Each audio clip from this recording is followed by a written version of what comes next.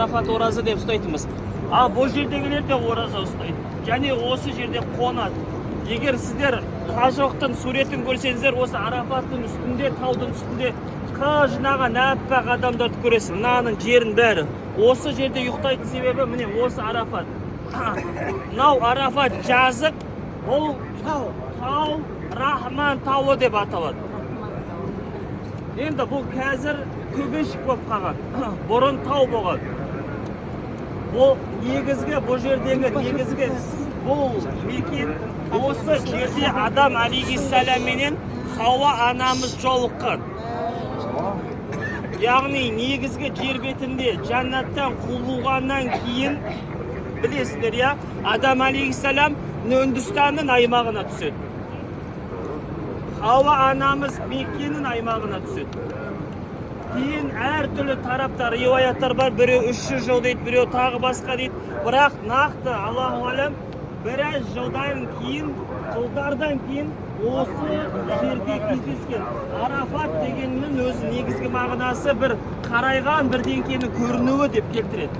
Екі адам жер бетінде осы жерде кездескен. Осы таудың үстінде. Рахман тауының үстінде.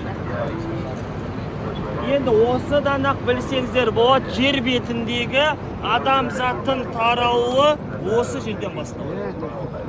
Яғни негізгі Адам алейхиссалам Үндістанға түссе де, Хауа анамыз Меккенің маңайынан түссе де, бірақ негізгі ұрпақ тараған емес. Ұрпақ екеуі толыққанды осы жерде кездескеннен кейін, бисмилля, одан кейін барып жер бетінде адамның ұрпағы тарайды. Сол себепті де сіздер қазір тұрған жер, ол адамзаттың жер бетіндегі бастауы. Адам алейхиссалам бастапқыда жерде болған жоқ, ол жәннатта болған, білесіздер. Кейін жәннаттан жерге түсіріледі. Жерге түсірілгеннен кейін барып, иншалла, жылдардан кейін барып осы жерде кездеседі. Осы жерден кейін күллі үмбетке ұрпақ тарайды. Қағбаны салған Адам алейхиссалам, ұмытпаңыздар. Қағбаны негізгі салған Адам алейхиссалам. Бірақ Нух алейхиссаламның кезінде жер беті топан су басады. Сол кезде Алла тағаланың бұйрығыменен Адам алейхиссалам салған Қағба 4-ші қабатқа көтеріледі. Періштелер көтеріп алып кетеді. Сіздер ана нені білесіздер ғой, я? Пайғамбарымыз аспанға ұшатын оқиғаны. Миғраж оқиғасы. Аляксада ұшады ғой Миғражда. Сол 4-ші қабатында Қағба бар екенін айтады.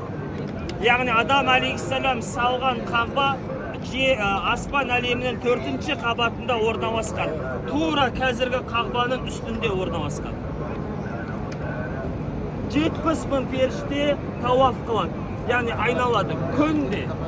Және де бір періштенің кезегі ақыретке шейін келмейді екен.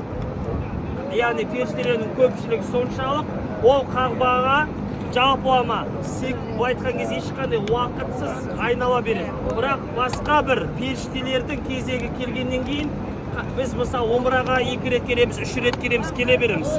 Бірақ аспан әлемінде бір періште тауап жасағаннан кейін, оның кезегі ақыретке шейін келмейді. Тура сол Адам алейхиссаламның Қағбасы 4-ші аспанда.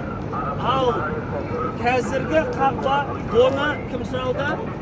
Нух пайғамбардың заманында топан су болады. Одан кейін Ибрахим алейхиссаламға Құдай тарапынан осы жерге Қағбаны салғызады. Исмаил екеуі етеді, Қағбаны салады. Ана жерде Ибрахим мақамы деген сол.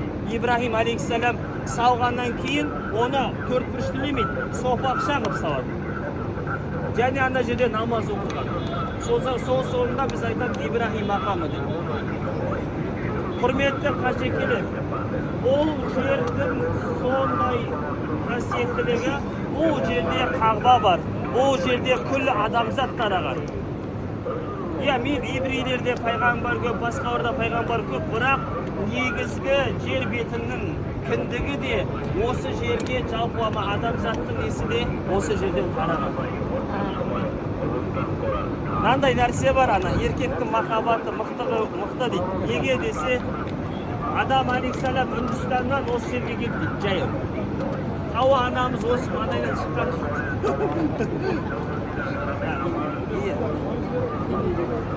Aleyhisselam.